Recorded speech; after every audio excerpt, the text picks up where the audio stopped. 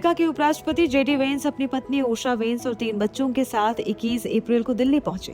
अपने 4 दिवसीय भारत यात्रा पर आए जेडी वेंस ने प्रधानमंत्री नरेंद्र मोदी से मुलाकात की।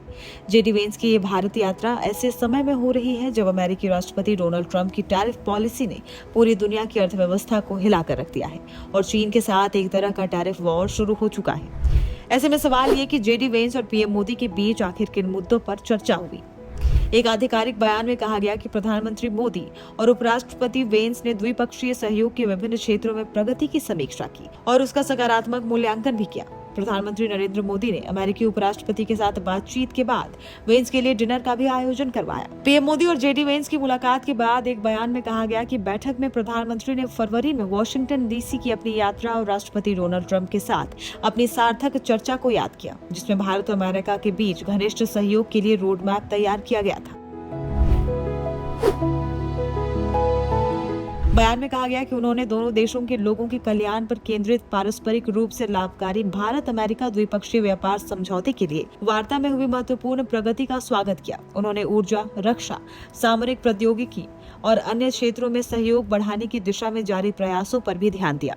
दोनों नेताओं ने पारस्परिक हित के विभिन्न क्षेत्रीय और वैश्विक मुद्दों पर भी विचार विमर्श किया। साथ ही आगे बढ़ने के लिए बातचीत और कूटनीति का भी आह्वान किया। प्रेस रिलीज में कहा गया कि मोदी ने वेंस को राष्ट्रपति डोनाल्ड ट्रंप के लिए हार्दिक शुभकामनाएं दी और कहा कि वो इस साल के अंत में उनकी भारत यात्रा की प्रतीक्षा कर रहे हैं।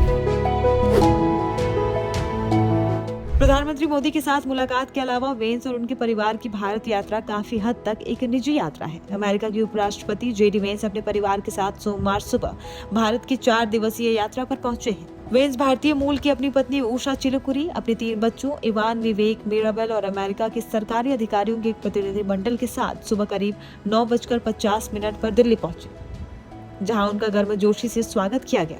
अमेरिकी उपराष्ट्रपति और उनकी पत्नी का पालम एयरबेस पर केंद्रीय मंत्री अश्विनी वैष्णव ने स्वागत किया। उनकी अगवानी के दौरान कलाकारों ने पारंपरिक भारतीय नृत्य भी प्रस्तुत किए।